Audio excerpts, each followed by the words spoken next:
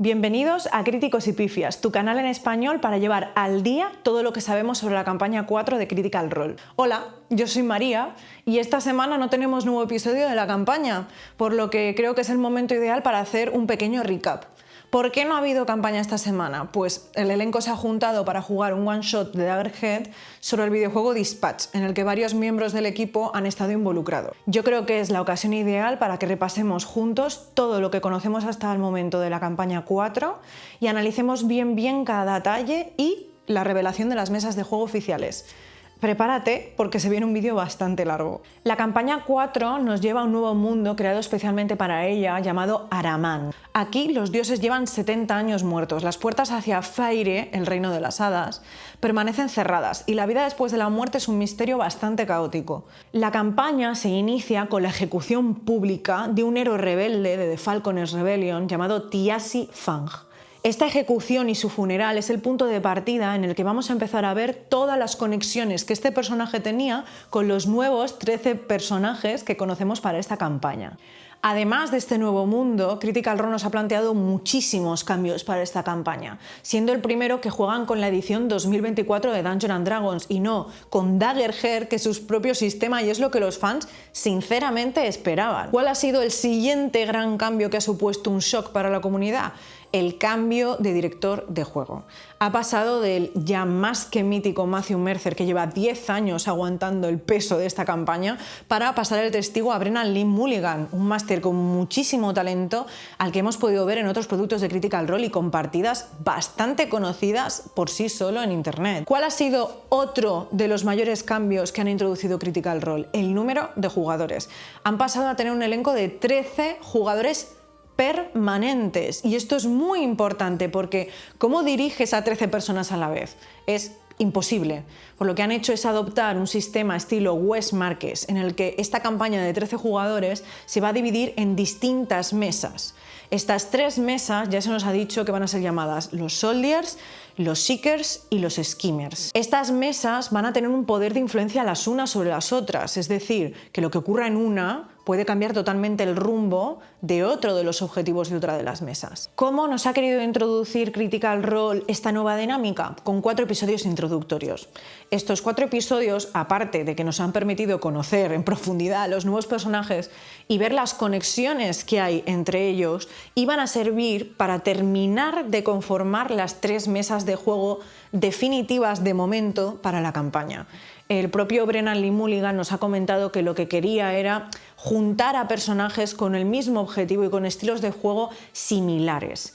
Quédate hasta el final del vídeo porque por fin tenemos confirmadas las 3 mesas de la nueva campaña. ¿Y quiénes son estos personajes? Pues tenemos 13 nuevos personajes partiendo ya del elenco habitual de Critical Role al que estamos acostumbrados y caras que son un poquito menos conocidas, pero que ya hemos tenido la oportunidad de conocer en nuestros productos de la marca. El primer personaje que hemos podido conocer es Hal Fang, que está interpretado por Liam O'Brien. Hal es un empresario teatral y padre de familia que vive en Dol Maquiar e intenta mantener su vida en pie tras la ejecución de su hermano Tiasi. Recibe de él un encargo póstumo que aún no termina de comprender, mientras protege a sus 3 hijos. Por un lado tenemos a Sadia y Alogar, más adultos, y que son frutos de su relación con Taisha, otro personaje de esta nueva campaña, y Hiro lo ha tenido con Elodie. Son claramente su punto más vulnerable. Es carismático y encantador. Hal prefiere siempre resolver los conflictos con palabras antes que con espadas. También hemos podido conocer a Azune Nayar, interpretado por Luis Carazo. Azune es un personaje marcado por la guerra y que mezcla disciplina y magia en busca de una redención tras fallar en su intento de liberar a Tiasi, a quien veía como una figura paterna. Es un soldado nato, sabe encajar claramente los golpes físicos y tiene una fe firme en proteger a los inocentes. También hemos podido conocer el personaje que en esta ocasión lleva Matthew Mercer, que se llama Sir Julian Davinos. Julian es el guardaespaldas de Aranessa Royce, criado en el privilegio y acostumbrado siempre a mandar. Fiel y peligroso, su lealtad a Aranessa está enfrentado con el recuerdo que tiene de Tiasi, al que odia tanto que escupe su cadáver en el funeral. y su orgullo solo se iguala a su capaz de sobrevivir. Sam Riegel en esta ocasión nos trae a Wikander, Wick Halovar, un noble criado en el credo candente, una fe que busca rellenar los huecos de este mundo sin dioses a través del principio de la luz. Su fe se desmorona al descubrir los secretos corruptos de su linaje en el episodio 3. Es muy carismático pero muy inseguro. Viaja junto a Tyranny, a la que vamos a conocer ahora. Una de las nuevas incorporaciones es Whitney Muir, que interpreta a Tyranny, una demonio hedonista y curiosa por naturaleza y que disfruta muchísimo del caos en el mundo mortal. Caótica e impulsiva, su magnetismo la vuelve irresistible, aunque la sensatez, sinceramente, no es una de sus virtudes. Taliesin Jaffe en esta ocasión nos ha traído a voler la Thalia, un curador de artefactos mágicos en el Museo de Dol Maskiar, y que en realidad él mismo es un arma sintiente, encarnada en un cuerpo humano. Su máscara fue creada para destruir dioses. Es un personaje muy inteligente, muy elegante, y claramente su encanto es su mejor defensa, aunque la revelación de la relación que tenía con Tiasi ha quebrado parte de la confianza de su amigo Hal. Otra de las nuevas incorporaciones es Alexander Ward, que interpreta al más que interesante Octis Taconis. Octis es el heredero proscrito de la casa Taconis y exalumno del Penteveral. Desafía las normas familiares estudiando la necromancia en lugar de heredar este don por linaje. Experimenta consigo mismo y con los muertos, incluido su familiar Pincushion, que está hecho con restos de distintos zorros. Inseguro pero brillante, vive atrapado entre la fascinación por la muerte y el miedo a su propio poder. Taisha Joy es interpretada por Abria Iyengar, un personaje combativo y muy maternal que busca sanar las tierras marcadas por la muerte de los dioses y reconciliar su misión con la familia que dejó atrás. Sabia y empática, impone calma incluso en el caos y mantiene una conexión afectiva con Hal y compartía una afinidad ideológica con Tiasi. Travis Willingham para esta campaña nos trae a Theor Brightside, un antiguo miembro de la compañía Thor Banner, que regresa a Dol Maskiar para asistir al funeral de su amigo Tiasi y buscar a su hermano desaparecido, Cid. Equilibrado y honorable, su fuerza y carisma lo sostienen, aunque su fe en la justicia se pondrá a prueba. Robbie Daymond nos trae a Catigan Gale, solitario con pasado en la compañía de Thor Banner, que prefiere los bosques a la ciudad. Su vínculo con su lobo Wulfric es su ancla emocional y su mayor fortaleza, fruto de una vida marcada por la supervivencia. ¿Y a quién nos trae Laura Bailey? Pues a la hada Thimble. Thimble fue criada por la casa Royce y es la mejor amiga de Tiasi Fang, que combina astucia y lealtad a partes iguales. Ágil, muy pequeña y decidida, busca ajustar cuentas y vengar a su amigo caído. Marisa Rey en esta ocasión nos interpreta a Murray Magneson, una enana miembro del Penteveral que defiende la libertad del conocimiento frente a la censura política. Brillante, caótica y testaruda, su mente es tanto un arma como un refugio y, en sus propias palabras, el mayor orgullo de Murray, bueno, pues os lo podéis imaginar. Baelus es interpretada por Ashley Johnson, una elfa devota de la diosa caída Silandri, que busca recuperar reliquias perdidas de su fe, la Stone of Nyson. Equilibrada y poderosa, su serenidad inspira respeto y su altura y su fascinación por Octis podría cambiar el rumbo de ambos. ¿Y dónde han aparecido estos 13 personajes? En la ciudad orca de Dol Maskiar. Vamos a ver sus principales linajes. De un lado tenemos a las Sundered Houses, o las casas segregadas. Estas casas lo que juntan es a la nobleza que traicionó a Tiasi y que llevaron a cabo su ejecución. Controlan el poder político y religioso en la ciudad. ¿Y quiénes son los miembros confirmados de las Sundered Houses? Por un lado tenemos a la casa Halovar. La casa Halovar son los creadores del credo candente y representan la fe institucionalizada en la ciudad de Dol Maskiar. ¿Qué personajes están relacionados con estos? Wick y Tyranny. La casa Taconis, que se caracteriza por el uso de la necromancia y el comercio con los no muertos. Su fuente principal de poder es el conocimiento arcano prohibido. Octis es un renegado de esta familia. La casa Royce también forma parte de estas Sundered Houses. Es una casa de nobleza humana que está muy ligado al mundo de las hadas. Aquí tenemos al personaje de Aranesa Royce, que une a los Fang por matrimonio, ya que es la viuda de Tiasi. La casa Davinos está muy ligada a la casa Royce, ya que son vasallos de esta. Julian es el guardaespaldas de Aranesa y es una casa de nobleza muy acomodada. También sabemos que hay otras dos casas miembros de las que no sabemos absolutamente nada más que los nombres, que son la casa Heimfasein y Cormoray. Ahora que ya veo que os está empezando a salir humo por las orejas, ya hemos repasado Araman, casas, personajes, nos toca ir a la chicha, las mesas de juego. Estas mesas de juego, cuando terminó el episodio 4, todavía no estaban confirmadas y para nuestra sorpresa, Critical Role lanzó un vídeo a modo resumen de estos episodios introductorios en los que en el último minuto confirmaban con esta imagen la disposición de estas tres mesas. Vamos a desglosarlas juntos. Por un lado tenemos a la mesa de los Soldiers, que está conformada por Wick, Tyranny, Catigan, Theor y Thimble. Todos ellos están unidos por la guerra y la traición. De hecho, varios de ellos eran antiguos miembros de la coalición rebelde Thorn Banner. Por el nombre, todos pensábamos que en la mesa de los Soldiers iban a estar muy enfocados en pelea, conflicto físico, recibir golpes, no hablamos y nos pegamos y solucionamos todo. ¿Cuál ha sido la sorpresa? Que Wick y Tyranny se han unido a esta mesa por estar desertando de la familia Holobar y correr muchísimo riesgo en la ciudad. El objetivo común de esta mesa es claramente vengar la muerte de Tiasi Fang. Actualmente se encuentran rumbo al norte, dirección Gormalai, donde están persiguiendo a Casimir Gavendel, el principal sospechoso de la traición a Tiasi. Varios miembros de esta mesa tienen un pasado común en el Thorn Banner, pero se ha creado una especie de lealtad entre marginados con Wick y con Tyranny. Os voy a ser totalmente sincera, y que me lluevan aspas, pero esta mesa es la que menos me interesa. ¿Por qué es la que menos interesa? Porque veo bastante manido el tema de la venganza de un caído y porque justo tres de los personajes que menos me interesan por el momento están en esta mesa, que son Theor, Catigan y Thimble. No me matéis, sé que es un personaje muy amado, pero yo no he terminado de conectar con este nuevo personaje. Wick y Tyranny, por otra parte, me interesan muchísimo, así que doy gracias porque se hayan unido a esta mesa. Y ahora llega desvelar la gran incógnita, la mesa de los Seekers y de los Skimmers. La mesa de los Seekers está formada finalmente por Julian, Taissa, Octis y Baylus, que vaya grupo se nos ha quedado. Principalmente los Seekers están muy relacionados con el mundo místico, con lo arcano, con el más allá. La conexión entre Otis y Taissa ya se nos da desde el episodio 1, que han sido antiguos compañeros de viaje, de los que tampoco tenemos muchos detalles. Pero la de Julian y Baylus a mí personalmente me ha sorprendido muchísimo.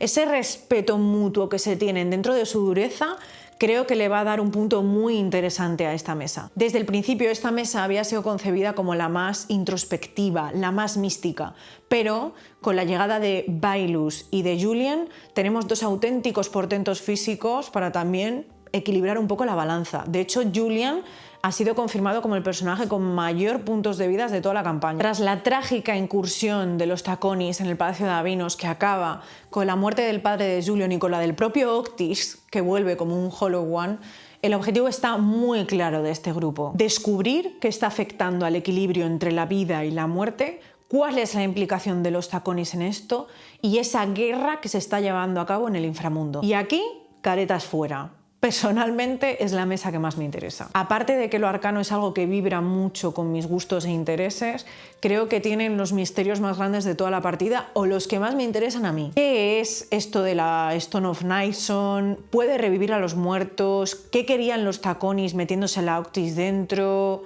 He visto varias teorías y de momento ninguna me convence. Julian es un personaje que me ha sorprendido muchísimo que me guste y quiero ver cómo venga la muerte de su padre, así que tengo muchísimas ganas de a dónde les va a llevar esta historia. Y llegamos por fin a la mesa de los Skimmers, que está formada por Voler, Murray, Azune y Hal. Es una mesa muy caracterizada por la astucia y el juego político y buscan desentrañar quién está moviendo los hilos tan rápidos de influencia en Dol Maquiar tras la ejecución de Tiasi. Lo que les caracteriza es un enfoque un poquito más calculador, más intelectual. No se quieren ensuciar las manos en conflictos. Representan claramente la cara política de la partida. Esta mesa tiene actualmente a mis dos personajes favoritos. Os voy a dejar unos segundos para que intentéis adivinar cuáles son. A ver, estaba claro. Me encanta el personaje que nos ha traído Taliesin en esta ocasión, Voler, porque solo a él se le podía ocurrir dar vida a un arma.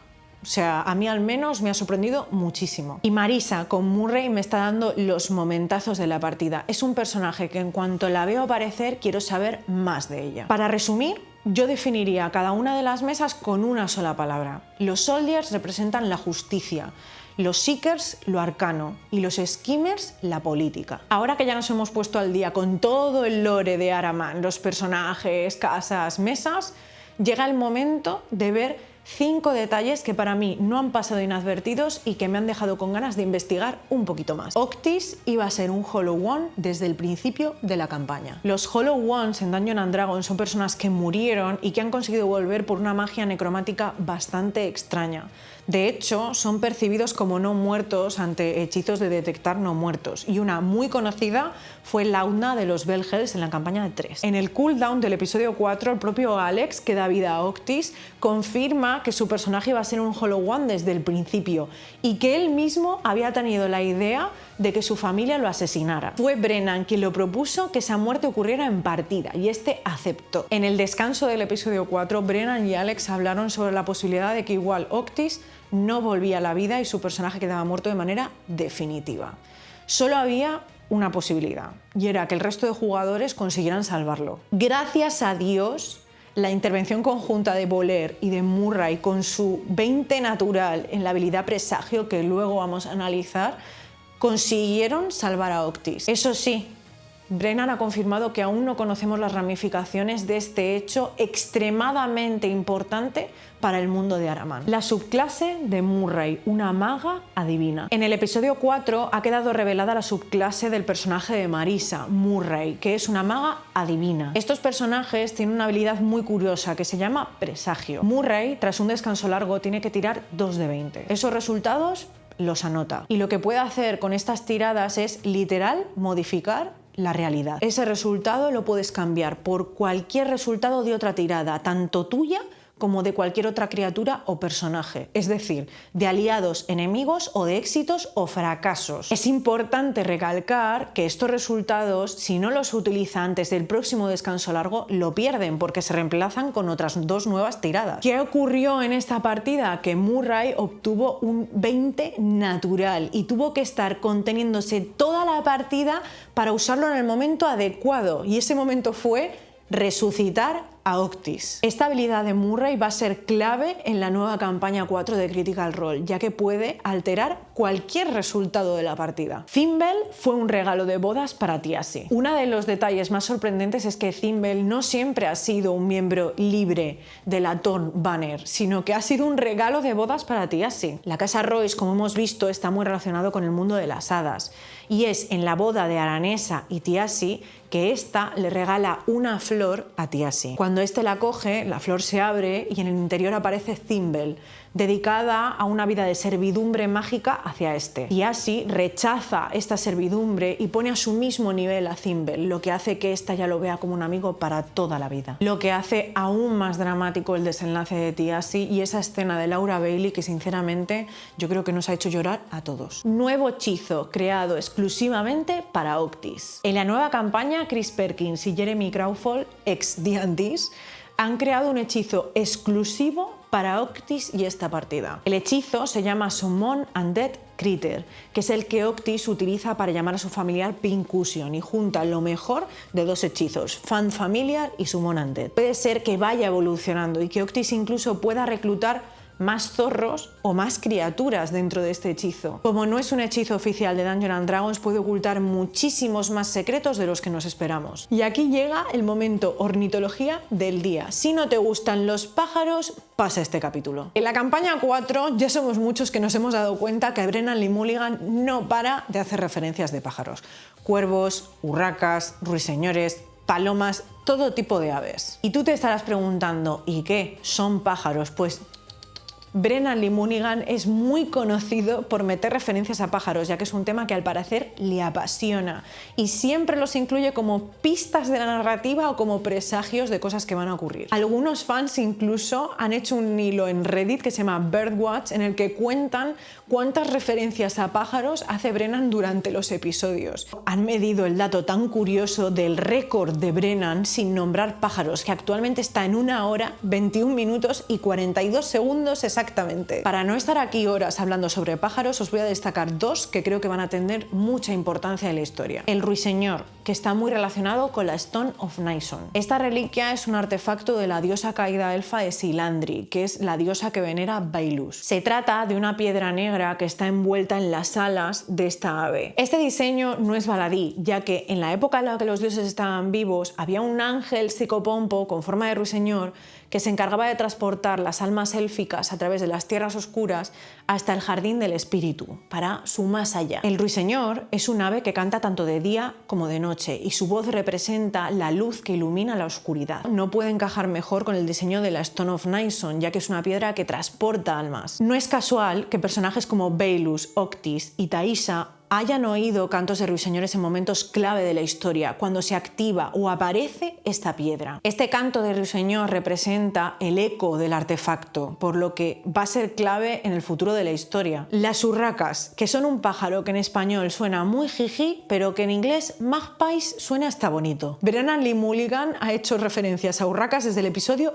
1. Estas aves en el folclore siempre han simbolizado momentos de mal augurio, presagios y robos. En la campaña 4 claramente Brennan está usando las urracas como un barómetro narrativo que nos va diciendo qué es lo que va a ocurrir. Cuando las urracas callan podemos esperar que algo oscuro se avecina en la campaña, y cuando están presentes un mal augurio o incluso una muerte. Las urracas de hecho funcionan muy bien en esta especie de sistema de pájaros que se ha creado Brennan. Por ejemplo, tenemos a The Falconers Rebellion, los halcones representan la justicia, tenemos a los cuervos en The Crow Keepers que representan el crimen en la ciudad de Dol Maquiar, así que podemos esperar muchas futuras referencias a aves y muchos futuros significados ocultos. Vamos a seguir con 5 preguntas que personalmente me he hecho viendo estos 4 episodios introductorios y que han despertado múltiples teorías. ¿Es Wikander Halovar realmente un clérigo? Si analizamos en profundidad las estadísticas que estáis viendo en pantalla de Wik, no son las típicas estadísticas en D&D de un clérigo. De hecho, para ser un clérigo sería bastante ineficaz con la sabiduría que tiene, que es un 10.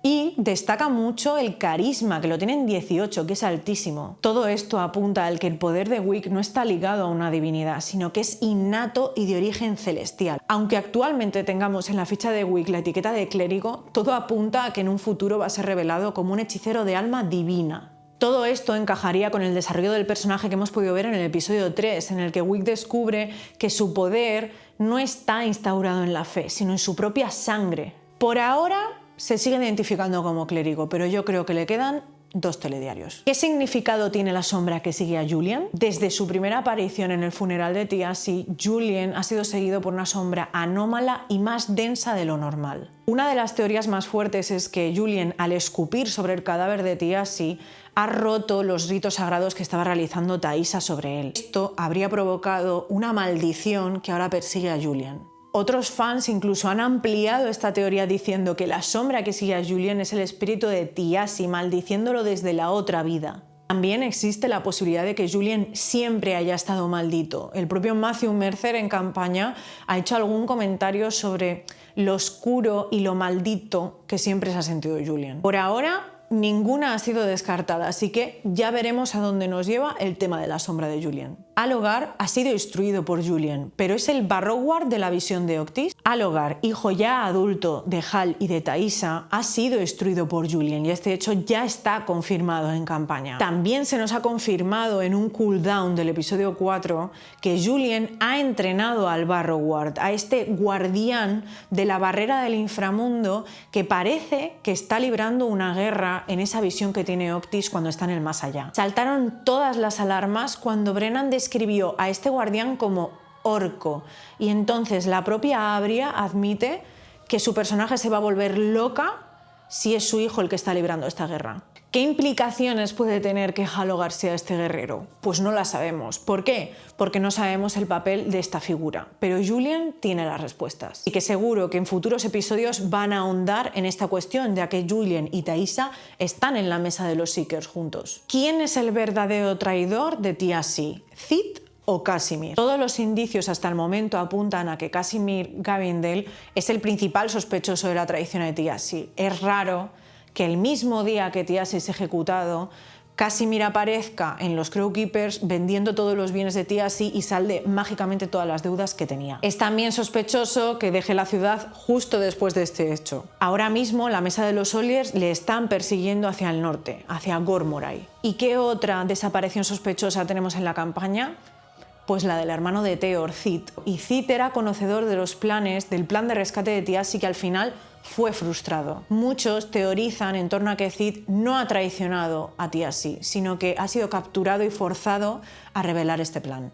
Para mí, lo más interesante sería que ninguno de los dos realmente ha sido el que ha elucubrado el plan para traicionar a TLC. Sí, me estáis oyendo bien. Para mí sería súper interesante que la mesa de los soldados se confrontaran a Casimir y este diría que él solo aprovechó la situación, que tenía una deuda de muerte, que se sentía perseguido. No sé muy bien cómo encajaría esta teoría en lo de los bienes de TLC y que haya escapado con la reliquia perdida de TLC al norte, pero oye, para eso están los jugadores. Conclusión. Hoy parece que todo el mundo da por hecho que Casimir es el traidor, algunos tienen dudas sobre el papel de Cid y otras, como yo, esperamos que no sean ninguno de los dos. ¿El cuerpo de Cyrani es el de la amada de Wick? Aquí os aviso que se vienen cosas locas. Yo admito que esta teoría la leí y me quedé muerta. Hay un detalle que no ha pasado inadvertido para muchos fans, que es el comentario de Tyranny de este cuerpo lo tengo desde hace 6 meses o este cuerpo se me ha sido dado hace 6 meses. Si unimos esto al momento clave en el que Wick recoge sus cosas de la residencia Halovar para desertar de esta y coge una foto que tiene dada la vuelta de una amada que no había sido aprobada por su familia, hay gente que ha unido aquí estos dos puntos. ¿Y si la familia Halovar, que es caracterizada por su crueldad, le están gastando una broma muy macabra a Wick? ¿Y si el cadáver de su amada que se quitaron de en medio para que Wick no se casara con ella y continuara con su papel de clérigo de la luz ante la ciudad de Dol Maskiar es en realidad quien lleva a Tyranny? A ver, yo os voy a ser sincera, yo esta teoría no la termino de ver. Creo que ya es un punto demasiado rebuscado y que Tyranny ha sido traída desde cero, con un cuerpo para ella y con un alma insertada en ella y listo. Pero oye, nunca se sabe y como los fans tengan razón con esto, yo me voy a quedar muy loca. Bueno, muchísimas gracias por haberte quedado hasta el final del vídeo si estás aquí. Es el primer vídeo que me atrevo a subir a este canal porque es la primera campaña que puedo ver al día de Critical Role. Yo conocí bastante tarde a Critical Role y entré muy tarde a este fenómeno, pero me ha dado muy fuerte. ¿Qué espero ver en estas próximas partidas? Tengo mucha curiosidad con la dinámica de las mesas. De hecho, han confirmado en una entrevista, que he estado yo ahí curioseando, que vamos a tener un episodio íntegro de la mesa de los Soldiers y que en el próximo episodio vamos a ver juntos, interactuando, a las mesas de los Seekers y de los Skimmers y que luego ya se verá. Así que oye, yo te voy a esperar cada semana, voy a publicar vídeo todos los lunes a las 10, analizando en profundidad la partida que ha sido emitida el jueves y te voy a traer siempre detalles y curiosidades que han podido pasarse por alto. Si te ha gustado el contenido, te agradecería mogollón un like, que me comentaras o que me suscribieras. Tengo abierto una plataforma de Ko-fi por si quieres ayudarme a poder seguir haciendo este contenido y a poder seguir mejorando. Así que gracias a ti si me quieres ayudar. Nos vemos la semana que viene, el lunes a las 10 en Araman.